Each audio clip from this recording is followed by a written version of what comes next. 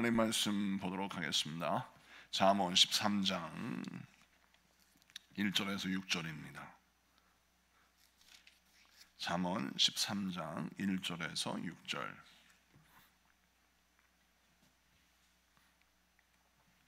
우리 나같이 합독하겠습니다. 잠언 13장 1절에서 6절 다같이 합독합니다. 시작. 지혜로운 아들은 아비의 훈계를 들으나 거만한 자는 꾸지람을 즐겨 듣지 아니하느니라. 사람은 입의 열매로 인하여 복록을 누리거니와 마음이 괴상한 자는 강포를 당하느니라. 입을 지키는 자는 자기의 생명을 보존하나 입술을 크게 벌리는 자에게는 멸망이 오느니라. 게으른 자는 마음으로 원하여도 얻지 못하나 부지런한 자의 마음은 풍족함을 얻느니라. 의인은 거짓말을 미워하나 악인은 행위가 흉악하여 부끄러운 데에 이르느니라. 공의는 행실이 정직한 자를 보호하고 악은 죄인을 패망하게 하느니라. 아멘. 자, 오늘은 잠언 13장 1절에서 6절까지 말씀을 통해서 무지는 교만한 마음의 열매다. 무지는 교만한 마음의 열매다라는 제목으로 말씀을 증거할 때 많은 은혜 받는 시간 되기를 바랍니다. 오늘 본문 말씀 1절을 보면 지혜로운 아들은 아비의 훈계를 듣고 거만한 자는 꾸지람을 즐겨 듣지 않는다라고 말합니다. 잠언에서 이와 같은 표현이 자주 등장하죠. 지혜로운 아들은 듣는 자고 또 교만한 자는 듣지 않는 자다라는 것입니다. 이 말씀의 반복을 통해서 우리 하나님은 우리에게 무엇을 설명하냐면 잠언에서 하나님께서 우리에게 어떤 진리를 알려주시냐면 교만한 마음을 갖고 있으면 그 사람은 내가 옳다고 여기기 때문에 듣지 않는다는 것입니다. 근데 그 듣지 않는 태도와 자세가 결정되는 출발점이 부모와 자식 간의 관계라는 거예요. 왜 그럴까요? 자, 자아의 형성이 이제 세워지면서 가장 먼저 우리가 듣는 통로가 부모예요. 부모가 우리에게 이렇게 해라 저렇게 하지 마라, 우리에게 옳고 그름을 가르쳐주는 통로가 부모입니다. 두 번째가 스승이고 세 번째가 새 사회에 나가는 우리 어떤 선생님, 여러 스승 이렇게 되는 거 계시겠죠. 그런데 이제 보면 자, 가정에서 부모의 말씀을 듣는 것이 그 자녀가 잘 되는 비결이다라고 하는 건데, 그 자녀가 부모의 말을 들을 때 그 부모의 말이 처음에는 옳은 줄 알아요. 근데 내 자아가 형성되고 생각이 형성되면서 나중에 어떤 생각이 들면 부모의 말이 틀렸다라고 생각하는 것입니다. 물론 세상에는 정말 올바른 부모가 있는가 하면 올바르지 못한 부모가 있고, 자녀를 바른 길로 인도하는 부모가 있는가 하면 잘못된 길로 인도하는 부모도 존재합니다. 근데 성경은 너의 부모의 훈계를, 너의 아비의 훈계를 들어라 라고 했을 때 이 아비는 정상적인 하나님께서 아비의 노릇을 잘 한다고 하는 그런 사람을 말하는 것이죠. 특수하게 부정적인 케이스를 말하는 것이 아니라 하나님 앞에 바로 서서 자녀를 바른 길로 인도하는 하나님의 사람을 말합니다. 자, 그런데 아무리 부모가 기도하는 사람이요 하나님의 말씀을 듣고 하나님의 백성으로 하나님의 길을 잘 인도하는 사람이라 할지라도 자녀가 그 부모의 말을 듣지 않을 때가 있어요. 제가 이제 부흥 집회를 가서 성도님들 만나 상담을 하거나 또 우리 교회에서도 그렇고 제가 부목사 할 때도 그렇고 모든 교회는 믿음이 훌륭한 부모라 할지라도 그 자녀가 부모의 신앙을 닮아가는 케이스가 많기도 하지만 또 부모의 신앙을 닮아가지 못하는 경우도 있더라는 겁니다. 자, 그래서 늘 부모의 마음속에 어떤 아쉬움이 있냐면 왜 내 자녀가 내가 이렇게 열심히 기도하고 말씀을 가르치고 또 교회에서도 신앙생활을 해왔는데, 그리고 내 자녀가 모태신앙인데 어떻게 신앙이 이렇게 흔들리고 이렇게 부족할까라는 생각이 드는 것이죠. 자, 그런데 왜 그러냐면 인간은 자라나면서 자아가 생기고 내 생각이 생기면서 어떤 교만이 시작되냐면 내 생각이 옳다, 내 감정의 판단이 옳다라고 하는 생각이 일어나는 것입니다. 그때 성경은 강조합니다. 너의 생각이 옳고 너의 감정의 판단이 옳다고 여겨도 너를 사랑하는 하나님을 경외하는 아비가 너에게 훈계를 하였을 때 그 훈계를 듣는 것이 너의 인생의 옳다라고 하는 것이죠. 자, 그런데 그렇게 그 말씀을 들으려 하지 않고 네 자신이 옳다고 여기면 그 태도가 하나님 앞에 연결될 수 있다는 것입니다. 왜 연결될 수 있습니까? 나를 사랑하는 자의 말을 귀담아 듣지 않는 태도는 습관이 된다는 전제를 깔고 있는 거예요. 잠언은 나를 사랑하는 성숙한 부모나 스승이나 하나님이 나에게 모든 것을 내어주고 모든 것을 다 해주는데, 나에게 아낌없이 내어주는 부모의 사랑을 당연하게 여기고 내가 그 사랑을 받을 만한 사람이다, 내가 이런 사랑, 이런 혜택, 이런 은혜를 받을 만한 당연한 가치를 가지고 있는 사람이라고 착각하는 순간 그 사람은 교만해지고 거만해져서 부모의 말, 하나님의 말씀을 듣지 않고 자기의 생각대로 산다는 거예요. 그래서 우리는 복된 인생을 살기 위해서 항상 명심해야 될 것은 내가 받는 사랑이 내가 그럴싸한 사람, 근사한 사람이기 때문에 사랑을 받는다는 착각을 내려놔야 한다는 것입니다. 자녀기 때문에 그 성숙한 부모의 사랑을 받을 수가 있는 것이고, 하나님이 창조하시고 하나님이 우리에게 생명을 허락하시고 하나님이 나의 아버지가 되어 주셨기 때문에, 예수 그리스도께 십자가에 못 박혀 죽으셨던 십자가의 공로를 우리에게 허락해 주셨기 때문에 우리가 자녀의 사랑, 하나님의 백성의 사랑을 받는 것입니다. 그래서 우리는 지혜로운 삶을 살려면, 복된 삶을 살려면 내가 받은 사랑, 내가 받은 은혜가 하나님의 값비싼 대가를 지불하신 십자가의 사랑의 공로로 얻은 것이고, 나를 사랑하는 성숙한 아버지, 어머니 희생을 통하여 얻어진 사랑이라는 것을 깨달았을 때에 나의 자세가 겸손해진다는 것입니다. 그래서 잠언 12장 15절에 이렇게 말씀하고 있어요. 다 같이 한번 읽어볼까요? 12장 15절 다 같이 읽습니다. 시작. 미련한 자는 자기의 행위를 바른 줄로 여기나 지혜로운 자는 권고를 듣느니라. 아멘. 여기서 나오잖아요. 미련한 자, 이 미련한 자는 어리석은 사람이라는 겁니다. 어리석은 사람은 자기 행위를 바른 줄로 여긴대요. 그러니까 나의 판단, 나의 생각, 나의 감정, 이것이 다 옳다고 있는 겁니다. 내가 기분 나쁘면 이건 기분 나쁜 거예요. 내가 틀렸다고 생각하면 틀린 거예요. 자, 이렇게 교만한 사람은 미련한 사람이라는 겁니다. 그런데 지혜로운 사람은 나의 감정이 솔직하고 나의 생각이 옳다고 여겨도 가만히 나를 사랑하는 사람의 말과 훈계를 들으면서, 내가 지금 기분 나쁘고 화가 나고 때로는 선한 감정이 드는데 이 감정이 내 착각이구나, 내가 좀 잘못 생각하고 있구나, 내가 잘못 느끼고 있구나 라고 생각해서 나를 사랑하는 자의 조언과 하나님의 말씀을 통해서 나를 비춰보니까 내가 잘못 판단했구나 깨닫고 돌이킬 수 있다는 겁니다. 이런 사람은 지혜로운 사람이다 라고 말씀하는 것이죠. 여러분, 오늘 이 말씀을 잘 보면 잠언 13장 1절에 거만한 자는 꾸지람을 즐겨 듣지 아니한다라고 하잖아요. 이 즐겨 듣지 않는다라고 하는 히브리어가 샤마라고 되어 있는데, 이 샤마라고 하는 것이 어떤 뜻이지만 의지적으로 무시한다는 뜻이에요. 그러니까 교만한 사람은 의지적으로 처음부터 내가 거절한다는 것이죠. 나의 생각이 옳다라고 거절하는 것이죠. 이렇게 거절하면 그 사람은 결국 무엇을 포기하느냐? 성장과 성숙을 포기하는 것이라는 겁니다. 그래서 지혜로운 사람은 성장과 성숙을 계속 이어가지만 교만한 사람은 성장과 성숙이 멈춰버린다. 그래서 교만한 자는 결국 인생의 길을 우상향이 아니라 우하향 곡선을 그리며 인생이 이제 내리막길을 걷는 것이고, 지혜로운 사람은 우상향을 통해서 성장하고 성숙한다라는 것이죠. 저는 저와 여러분, 우리 지구촌 소망교회는 우상향하는 성장과 성숙을 이루는 우리 모두가 되기를 축복합니다.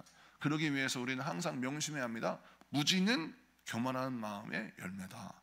그러므로 우리가 항상 배움의 자세를 가지고 우리가 하나님의 말씀을 들을 때, 언제나 하나님의 말씀은 옳습니다.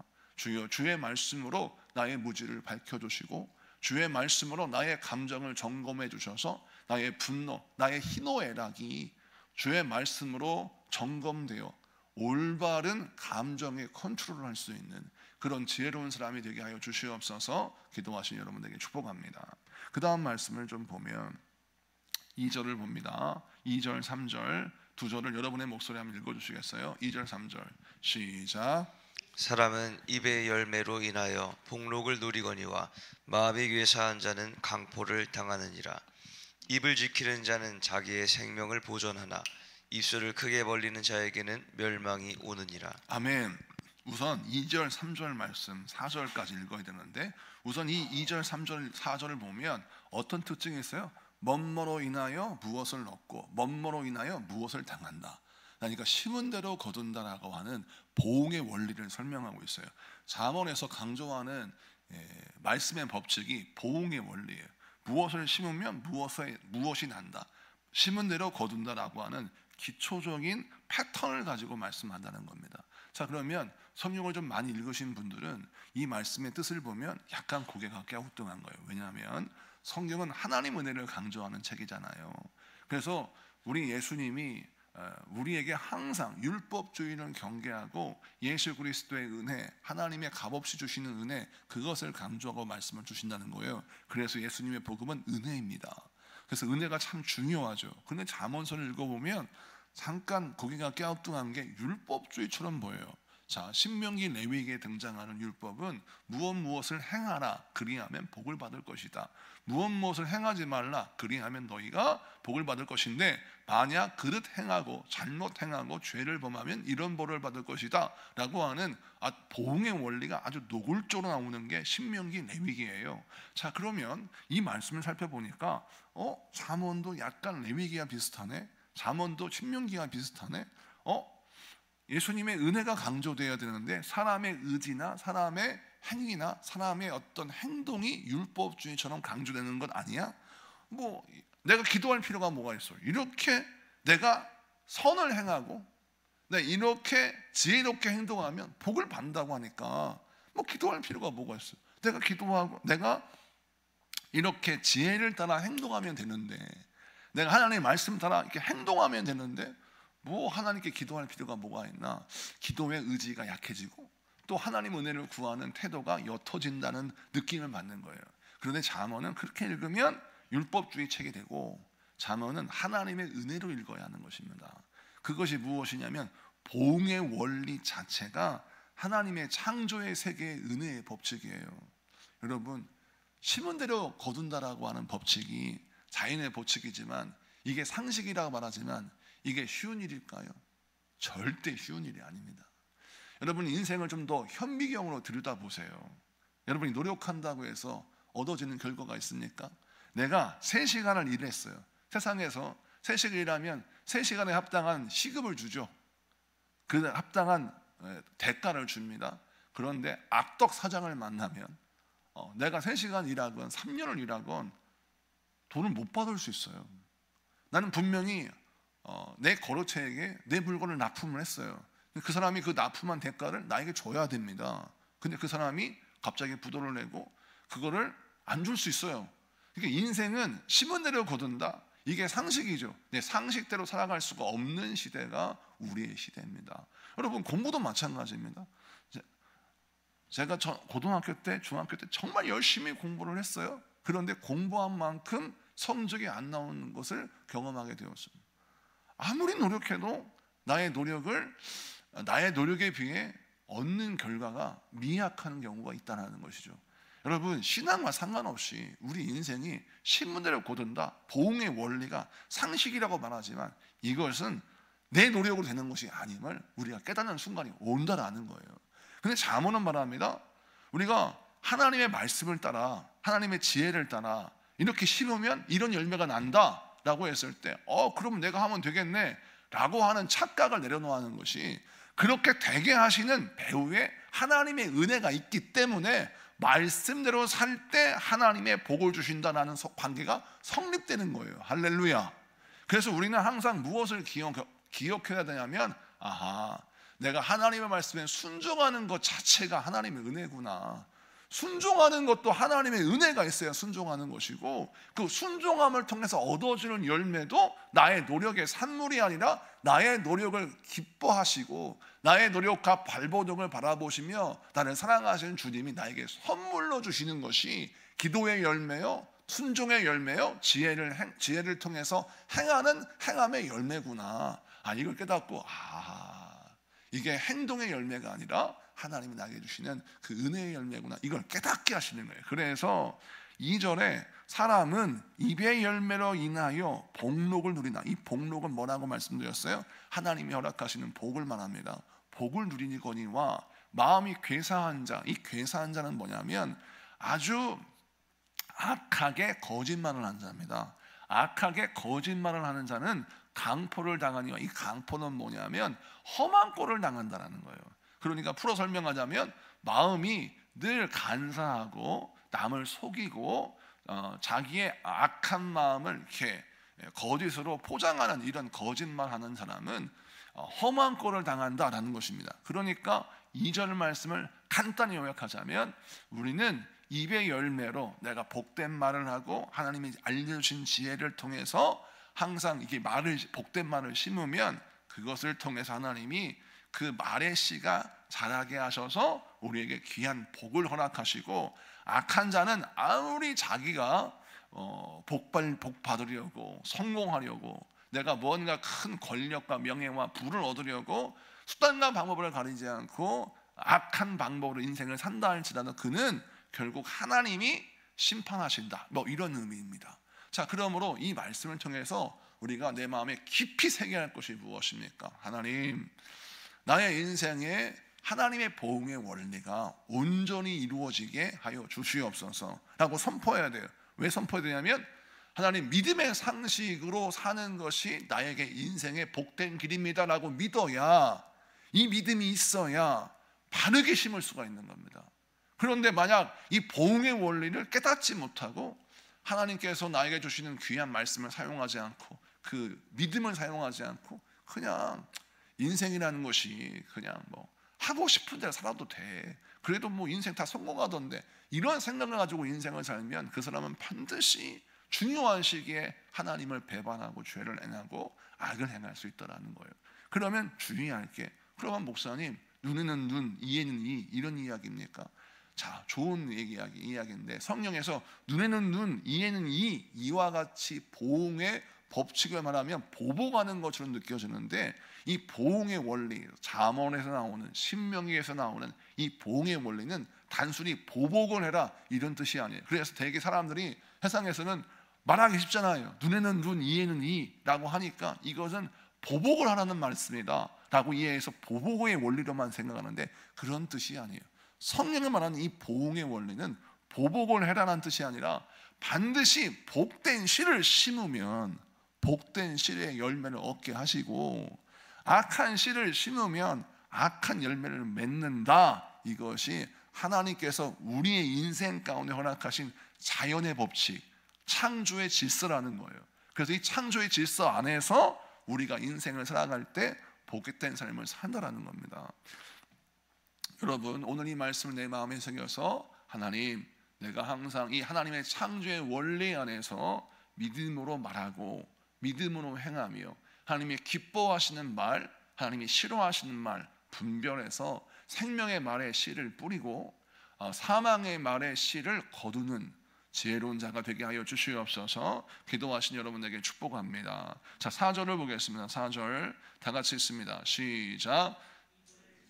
마음으로 원하여도 얻지 못하나 부지런한 자의 마음은 풍족함을 얻느니라. 아멘. 여기서 보니까 게으른 자는 마음으로 원하여도 얻지 못한다 라고 했어요. 왜 4절에 게으른 자는 마음으로 원하여도 얻지 못한다고 합니까? 이유는 자, 하나님이 주시는 감동을, 하나님이 주신 기회를 나의 것으로 만들지 않기 때문입니다. 하나님은 우리에게 항상 기회를 주십니다. 우리에게 항상 하나님의 뜻을 이룰 수 있는 말씀의 씨를 주세요. 그런데 그 하나님의 계획에 순종하고 따라오지 않으면 그 하나님의 때를 놓쳐버리는 것입니다. 인생에는 중요한 때가 있어요. 회개할 때가 있고 또 주의 말씀을 붙들고 순종할 때가 있습니다. 회개할 때는 언제입니까? 내가 잘못된 길을 걸었다는 것을 깨달아야 길을 돌이킬 수가 있습니다. 그런데 인간이 고집스러워서 내가 잘못했다고 느끼는 것이 그렇게 기분 나빠요. 그래서 잘못된 길을 막 가려고 합니다. 그러나 하나님의 말씀을 듣고 내가 잘못된 길을 걸었다라고 생각하고 나의 삶의 방향을 바꾸는 것이 참으로 지혜로운 자입니다. 그랬을 때 그 사람은 좋은 성적을 내고 그 사람은 그랬을 때 좋은 길로 가서 하나님이 예비하신 축복을 만나는 것이죠. 성경의 모든 인물들이 그래요.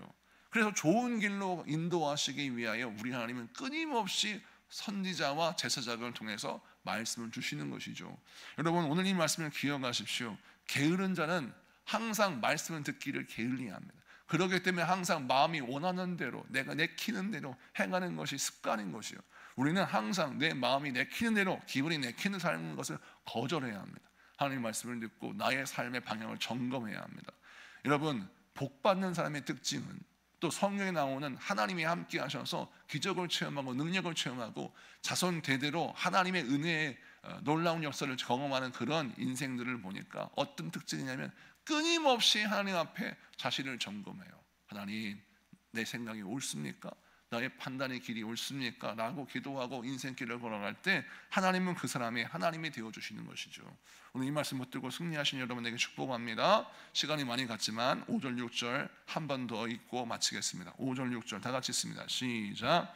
의인은 거짓말을 미워하나 악인은 행위가 흉악하여 부끄러운 데에 이르느니라. 공의는 행실이 정직한 자를 보호하고 악은 죄인을 패망하게 하느니라. 아멘. 오늘 이 말씀, 의인은 거짓말을 미워한다. 그래서 이 미워한다라고 하는 의미를 보면 원래 원어의 뜻은 혐오하다, 그러니까 내가 미워하고 싫어하다 이런 의미가 아니라 거짓말을 미워하다, 이 미워하다라는 히브리어가 사실은 어떤 의미냐? 내가 의지적으로 거절한다라는 거예요. 내가 감정적으로 볼 때, 눈으로 볼 때는 매력적이나 내가 의지적으로 거절한다, 이런 의미를 갖고 있다는 것이죠. 여러분, 의지적으로 거절한다, 이게 무슨 뜻입니까? 내가 아무리 생각해도 거짓말을 행하고 이렇게 편법을 쓰면 훨씬 더 나에게 이득이고 즐거운 것이겠지만 내가 이렇게 살지 않고 바른 길로 걸어가겠다라고 작정했다는 것이죠. 자, 그러면 이 말씀을 도덕적으로 윤리적으로만 해석하는 것이 아니라 성경적으로 영적으로 한번 보겠습니다. 자, 하나님의 말씀에 순종하지 않아도 인생에서 복된 길이 있는 것처럼 느껴지는 게 세상입니다. 굳이 신앙생활을 열심히 안 해도 잘 먹고 잘 살 수 있어요. 굳이 기도하지 않아도 내 인생의 문제를 풀 수 있는 방법이 보이는 것이죠. 세상은 이것을 통해서 우리로 하여금 타락의 길로 인도합니다. 자, 성경에 말하는 바의 거짓은 두 가지 의미가 있어요. 남을 속이는 것, 실제로 우리가 알고 있는 도덕적인 거짓.